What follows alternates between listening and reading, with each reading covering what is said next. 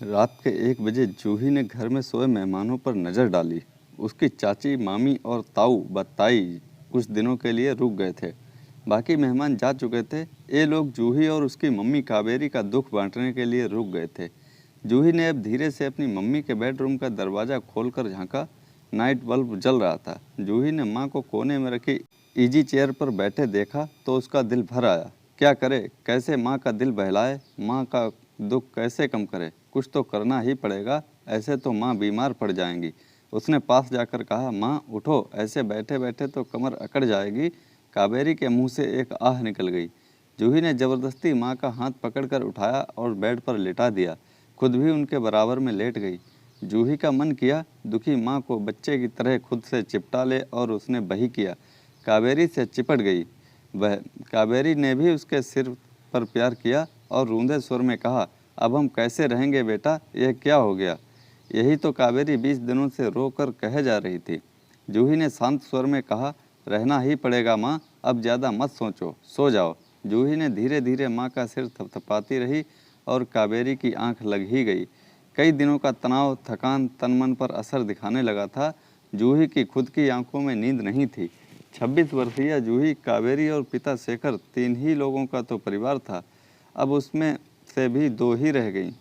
20 दिनों पहले शेखर, जो रात को सोए उठे ही नहीं, सोते सोते कब हार्ट फेल हो गया पता ही नहीं चला।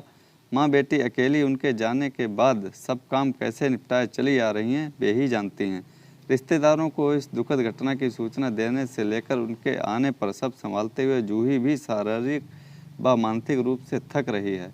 अब शेखर एक सफल प्रसिद्ध बिजनेसमैन थे। आर्थिक स्थिति काफ़ी अच्छी थी। मुंबई के पवई इलाके में उसके इस 4 बेडरूम फ्लैट में अब माँ बेटी ही रह गई हैं। MBA करने के बाद जूही काफ़ी दिनों से पिता के बिजनेस में हाथ बटा रही थी। यह वज्रपात अचानक हुआ था। इसकी पीड़ा असहनीय थी। शेखर जिंदा दिल इंसान थे। जीवन के हर पल को वे भरपूर जीते थे। परिवार के साथ घूमना उनका प्रिय शौक था। साल में एक बार कावेरी और जूही को लेकर वे कहीं ना कहीं घूमने जरूर जाते थे और अब भी अगले महीने स्विट्ज़रलैंड जाने का टिकट बुक किया था। मगर अब जूही के मुंह से एक सिसकी निकल गई। पिता की इच्छाएं, उनके जीने के अंदाज, उनकी जिंदा दिली, उनका स्नेह याद कर रुलाई का आवेग फूट पड़ा। माँ की नींद खराब ना हो जाए, यह सोचकर वह बालकनी में जाकर वहाँ रखी चेयर पर बैठ गई और रोती रही। अचानक सिर पर हाथ महसूस हुआ तो वह चौंकी। हाथ कावेरी का था। मम्मी आप, मुझे लिटाकर खुद यहाँ आ गई। चलो आओ सोते हैं, 3 बज रहे हैं। अब की बार बेटी को दुलारते हुए कावेरी अपने साथ ले गई। 20 दिनों से यही तो चल रहा था। कभी बेटी माँ को संभाल रही थी, कभी माँ बेटी को।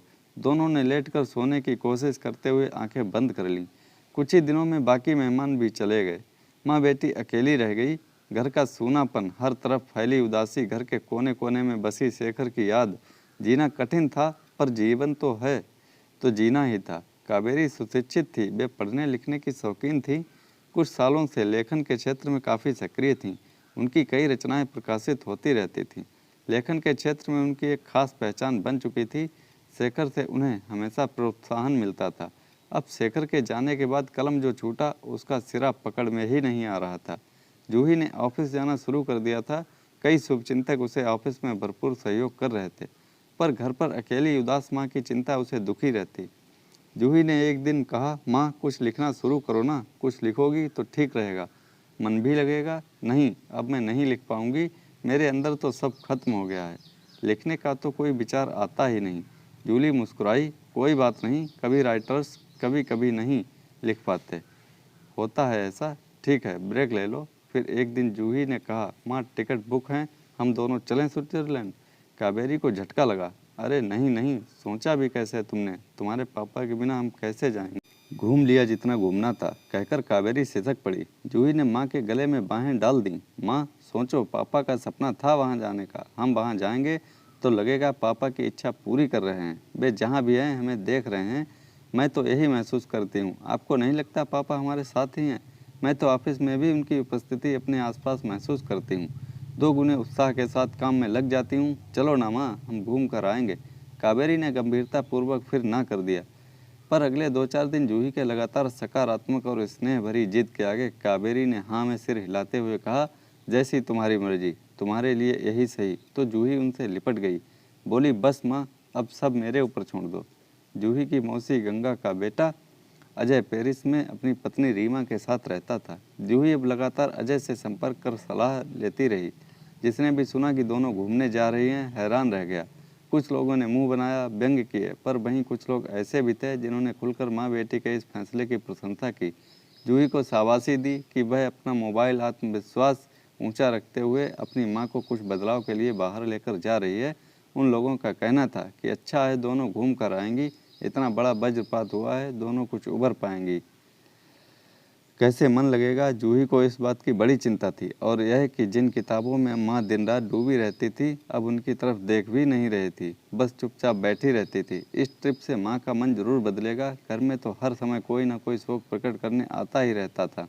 वही बातें बार बार सुनकर कैसे इस मनोदशा से बाहर निकला जा सकता है, यही सब जूही के दिमाग में चलता रहता था। शेखर का टिकट तो बहुत भारी मन से जूही कैंसिल करवा चुकी थी। ऑफिस का काम अपने मित्रों सहयोगियों पर छोड़कर जूही और कावेरी ट्रिप पर निकल गईं। मुंबई से 3:30 बजे कतर पहुंचकर वहां 2 घंटे रुकना था। जूही पिता को याद करते हुए उनकी बातें करने में ना हिचकिचाते हुए कावेरी से उनकी खूब बातें करने लगी कि पापा का ट्रैवलिंग का कितना शौक था, हर जगह का स्ट्रीट फूड ट्राई करते थे, हम भी ऐसा ही करेंगे। कावेरी भी धीरे धीरे सब याद करते हुए मुस्कुराने लगी तो जूही को बहुत खुशी हुई। फ्लाइट चेंज कर दोनों 7:30 बजे जेनेवा पहुंच गए। जूही ने कहा, माँ, यहाँ रुकेंगे, लेक जेनेवा पास से देखेंगे। पापा ने बताया था कि उन्होंने डिस्कवरी चैनल में देखा था, एक लेक के एक तरफ से स्विट्जरलैंड, एक तरफ फ्रांस दिखता है। वहाँ लोसान टाउन है जहाँ से ये दोनों दिखते हैं। जैसा तुमने सोचा है सब जानकारी ले ली है ना? हाँ माँ, अजय भैया के लगातार संपर्क में हूँ। रात होते होते बर्फ से ढके पहाड़ों पर लाइट दिखने लगी। जूही ने उत्साहपूर्व कांपती सी आवाज़ में कहा, माँ, वह देखो फ्रांस है। होटल में रूम लेकर सामान रखकर फ्रेश होने के बाद दोनों ने कुछ खाने का ऑर्डर किया। थोड़ा खा पीकर दोनों बाहर निकल आईं। लेक के आसपास कई परिवार बैठकर एंजॉय कर रहे थे। शेखर की याद शिद्दत से आई। कावेरी वहाँ के माहौल पर नज़र डालने लगी। सब कितने शांत, खुश, बच्चे खेल रहे थे। आसपास काफ़ी चर्च थे। चर्च की घंटियों से आवाज़ कावेरी को बड़ी भली सी लगी। दोनों अगले दिन लोसान घूमते रहे। कैथड्रिक गाइस म्यूजियम बहुत थे, वहाँ दोनों ने 2 दिन रुके। वहीं एक जगह मूवी दिल वाले दुल्हनिया ले जाएंगे की शूटिंग हुई थी। कावेरी अचानक हंस पड़ी। जूही, याद है ना, तुम्हारे पापा ने यह मूवी 4 बार देखी थी। टीवी पर जब भी आती वे देखने बैठ जाते थे। यही सब तो उन्हें यहाँ देखना था। आज यह जगह देखकर वे बहुत खुश होते। वे देख रहे हैं यह जगह हमारे साथ, जो हमेशा दिल में रहते हैं, वे दूर कहाँ हैं। जूही बोली। कावेरी मुस्कुरा दी। मेरी माँ बनती जा रही हो तुम। मेरी माँ होती तो बेबी मुझे ऐसे ही समझाती। दोनों वहाँ से फिर इंटरलेकल चली गईं। वहाँ जाकर तो दोनों का मन खिल उठा। वहाँ बड़ा सा पहाड़ था। 2 लेक के बीच की जगह को इंटरलेकन कहा जाता है। सुंदर सी लेक। अचानक जूही जोर से हंस पड़ी। माँ, उधर देखो, कितने सारे हिंदी के साइन बोर्ड। वाह! कावेरी भी वहाँ हिंदी के साइन बोर्ड देखकर आश्चर्य से भर उठी। वहाँ से 2 घंटे का सफ़र कर खूबसूरत टॉप ऑफ यूरोप देखने गई, जो पूरे साल बर्फ से ढका रहता है। वहाँ से वापस आकर आसपास की जगहें देखी। वहाँ का कल्चर, खान पान का आनंद उठाती रहीं। दोनों को कहीं कोई परेशानी नहीं थी। दोनों हर जगह फैले प्राकृतिक सौंदर्य का जी भरकर एंजॉय कर रही थीं। पूरी ट्रिप के अंत में उन्हें 2 दिन के लिए अजय के घर भी जाना था। अजय सब बता ही रहा था कि अब कहाँ और कैसे जाना है। फिर अजय की सलाह पर दोनों वहाँ से इटली आरोपा सेंचुरी चले गए, जो पहाड़ों में ही है। वहाँ कावेरी जैसे किसी और ही दुनिया में पहुँच गई थी। अगले दिन नन दोनों को ग्रेवयार्ड दिखाने ले गई। जूही अब तक इस नन से काफ़ी बातें कर चुकी थी, अपने पिता की मृत्यु के बारे में भी बता चुकी थी। नन काफ़ी स्नेहिल स्वभाव की थी। वहाँ पहुंचकर नन की शांत गंभीर आवाज़ गूंज रही थी, बस यही सच है, जीवन का सार यही है, यही होना है, एक दिन सबको जाना ही है। बस यही कोशिश करनी चाहिए कि कुछ ऐसा कर जाएं कि सबके पास हमारी अच्छी यादें। बहुत ही पुराने चर्च हैं जहाँ जीसस के हर रूप को बहुत ही अनोखे ढंग से दिखाया गया है। जीसस का साउथ अफ्रीकन और डार्क जीसस और मदर मैरी का अद्भुत रूप देखकर दोनों दंग रह गईं। इंग्लिश नेस थी, बहुत सारी धर्मशालाएं थीं, बहुत ही अद्भुत रोमांचक अनुभव था। यह फ़ोन का नेटवर्क नहीं था तो हर जगह शांति थी। वह इतनी सुंदरता की कावेरी ने अरसे बाद मन को इतना शांत महसूस किया। जितना जीवन है खुशी से जी लें, पल पल का उपयोग कर लें, दुखों को भूल आगे बढ़ते रहें। नंद तो यह कहकर थोड़ा आगे बढ़ गई। कावेरी को पता नहीं क्या हुआ, वह अद्भुत से मिश्रित भाव में भरकर जोर जोर से रो पड़ी। नन ने वापस आकर कावेरी का कंधा थपथपाया और फिर आगे बढ़ गई। जूही भी माँ की स्थिति देख सिसक पड़ी, पर जी भरकर रो लेने के बाद कावेरी ने अचानक खुद को बहुत मजबूत महसूस किया। खुद को संभाला और अपने को जूही के आंसू पहुँचे। जूही को गले लगाकर प्यार किया और मुस्कुरा दी। जूही अब हैरान हुई, क्या हुआ माँ, आप ठीक तो हैं ना? हाँ, अब बिल्कुल ठीक हूँ, चलें? दोनों आगे चल दी। जूही ने माँ की ऐसी शांत मुद्रा बहुत दिनों बाद देखी थी। कहा, माँ बहुत थक गई हो, आज जल्दी सोऊंगी। तुम सोना, मुझे कुछ काम है। क्या काम माँ? जूही फिर हैरान हुई। आज ही रात को नई कहानी है में इस ट्रिप का अनुभव लिखना है। ओह सच माँ? जूही ने माँ के गाल चूम लिए। एक दूसरे का हाथ पकड़ शांत मन से दोनों ने कुछ इस तरह आगे कदम बढ़ा दिए थे कि नन भी पीछे मुड़कर